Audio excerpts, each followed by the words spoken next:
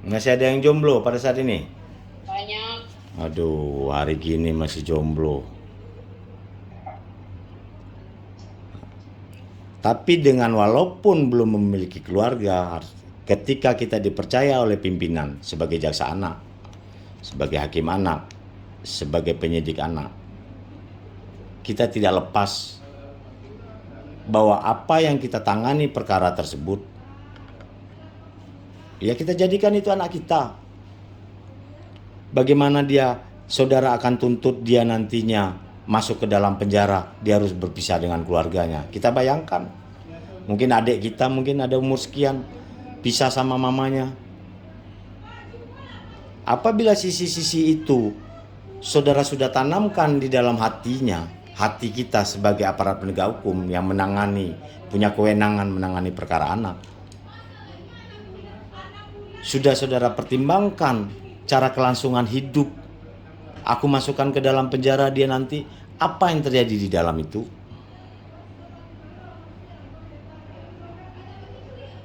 Apakah dia akan menjadi baik dia keluar dari penjara nantinya? Dan saya harapkan para jaksa, khusus para jaksa, baik pegang perkara anak, pegang perkara dewasa, saudara harus pernah melihat ke rutan, ke LP. Jangan hanya pegang berkas dan tidak pernah ke rutan, ke LP. Itu saya minta. Saudara lihat betul kehidupan orang di LP itu.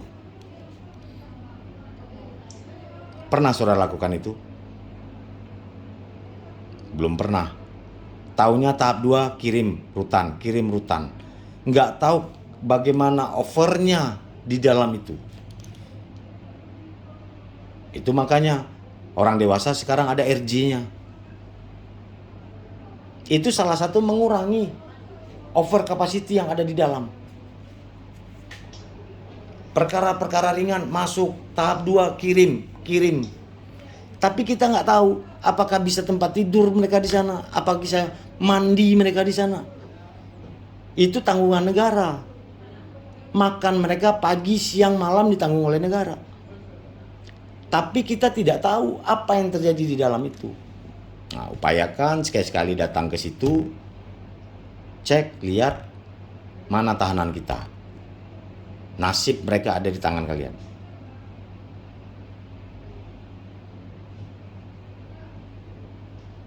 Sangat banyak jasa yang mungkin belum lihat keadaan di dalam itu.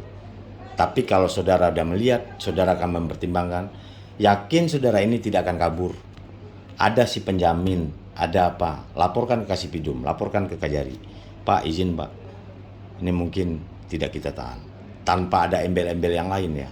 Tapi betul-betul murni, pure saudara melakukan, mempertimbangkan sisi kemanusiaan. Karena di dalam itu Pak, ini kayak gini, dia sakit gula, dia sakit ini, mati ini di dalam nanti itu Pak.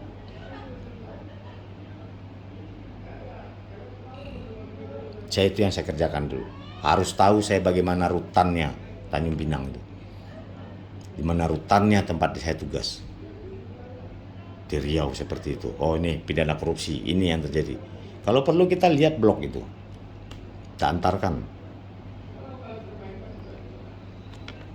Jadi ini pasal 62 mengatur pengadilan wajib memberikan petikan. Nah ini khusus para hakim.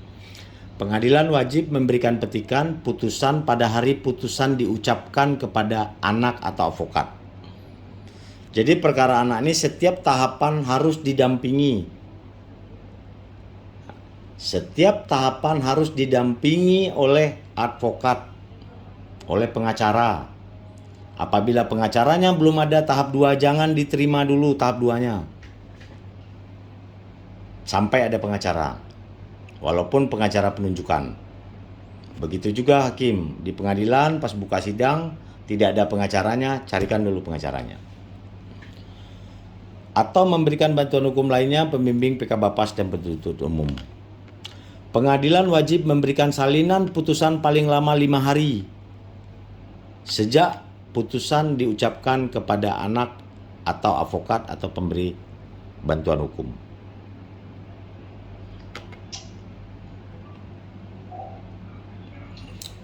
Nih.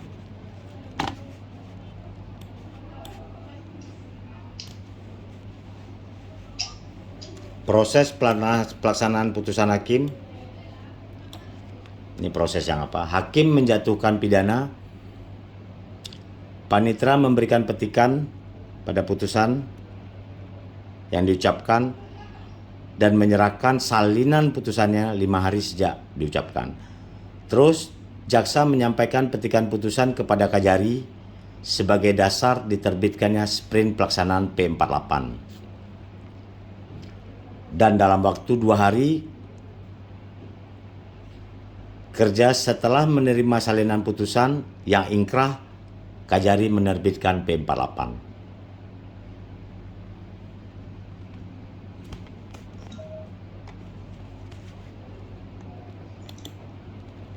Terus jaksa melaksanakan putusan dengan membuat berita acara BA17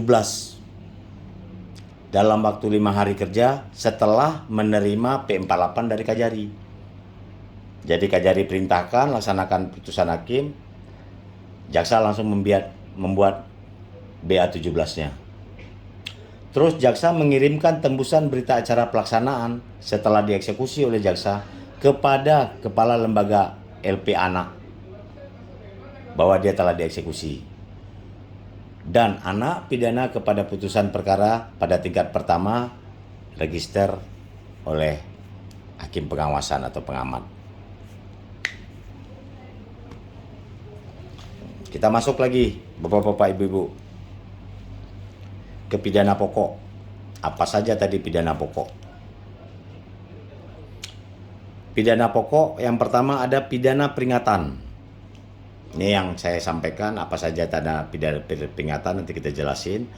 Terus ada pidana dengan syarat.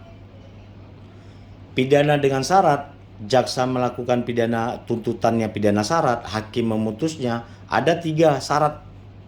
Pembinaan di luar lembaga, selanjutnya pelayanan masyarakat, selanjutnya pengawasan. Itu berada di bawah pidana pokok yang pidana dengan bersyarat. Selanjutnya ada pidana pelatihan kerja. Selanjutnya ada pidana pokok pembinaan di dalam lembaga. Nah, apa saja nanti nih yang di dalam lembaga. Selanjutnya barulah ada pidana penjara. Ketika saudara menyidangkan perkara anak, jaksa penuntut umum harus mengetahui apa saja pidana pokoknya. Kalau tidak tahu, apa yang mau dituntut? Kalau kita tidak paham pidana pokok terhadap anak di dalam undang-undang SPPA, bagaimana kita menuntut orang? Begitu juga hakim. Oh, pidana pokok pelayanan masyarakat katanya. Itu berada di pidana syarat. Subnya baru ada pelayanan masyarakat. Jatuhkan dulu pidana syarat, baru ada subnya. Oh, cocoknya dia pelayanan masyarakat di panti jompo nih si anak, atau di kantor lurah nih dia bekerja. Oke. Pasal 70. Ringannya perbuatan, keadaan pribadi anak atau keadaan pada waktu dilakukan perbuatan atau yang terjadi di kemudian dapat dijadikan pertimbangan hakim untuk tidak menjatuhkan pidana atau mengenakan tindakan dengan mempertimbangkan segi keadilan dan kemanusiaan. Ini yang saya katakan tadi. Pasal 70 mengatur yang berat itu bisa dikenakan ringan kepada anak-anak. Ya kan? Tapi yang ringan jangan kita kenakan yang berat. Diatur. Selagi berat bisa saudara ringankan. Tetapi yang ringan jangan coba-coba diberatkan hukuman kepada anak. Pasal 72. Pidana peringatan merupakan pidana ringan yang tidak mengakibatkan pembatasan kebebasan anak. Pidana peringatan tidak dapat dijatuhkan kepada anak yang belum 14 tahun. Ini yang menarik. Kenapa dia tidak bisa dijatuhkan di umur sebelum 14 tahun? Karena umur anak yang 12 tahun sampai 14 tahun kan hanya dapat dikenakan terhadap tindakan. Dia tidak bisa dikenakan hukuman pidana pokok. Hanya tindakan.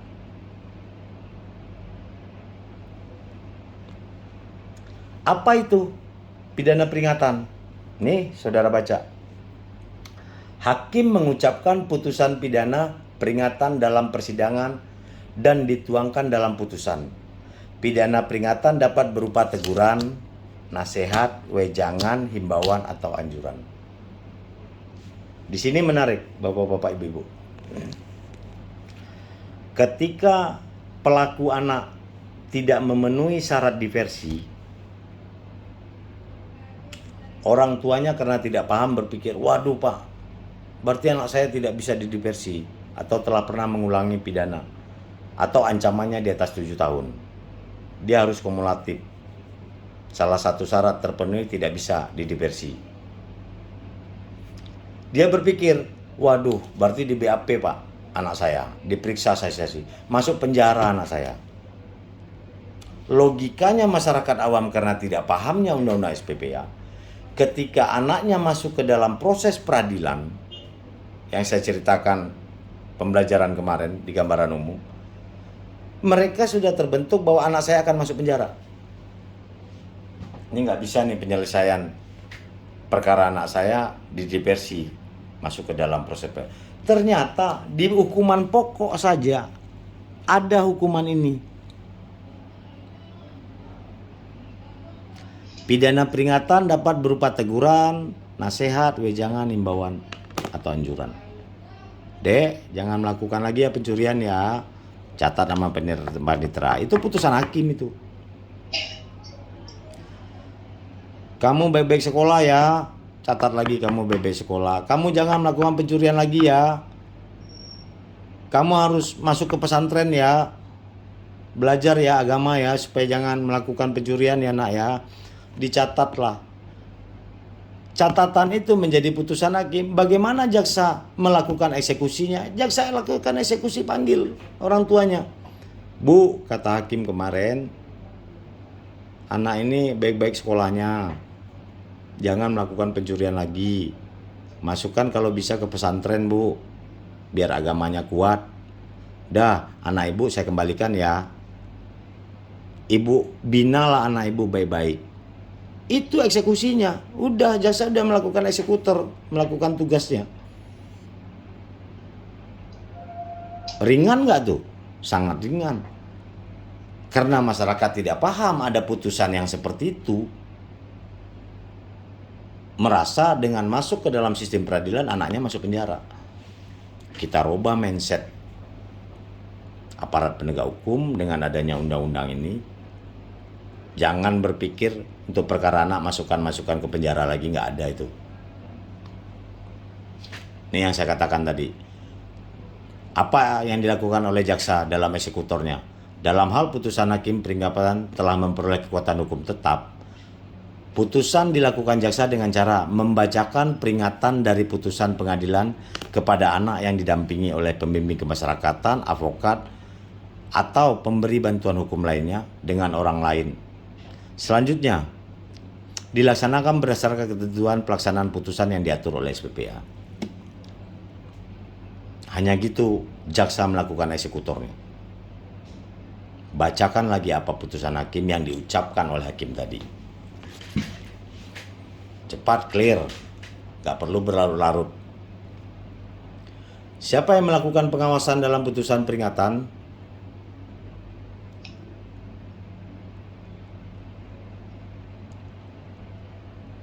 Pembimbing kemasyarakatan selama 30 hari, kemasyarakatan, hakim, pengamat, pengawas, dan pengamat. Menerima laporan dari PK Bapas atau hasil pengawasan yang telah dilakukan selama 30 hari. Itu yang mengawasi. Kita masuk ke pidana pokok, pidana syarat. Pidana syarat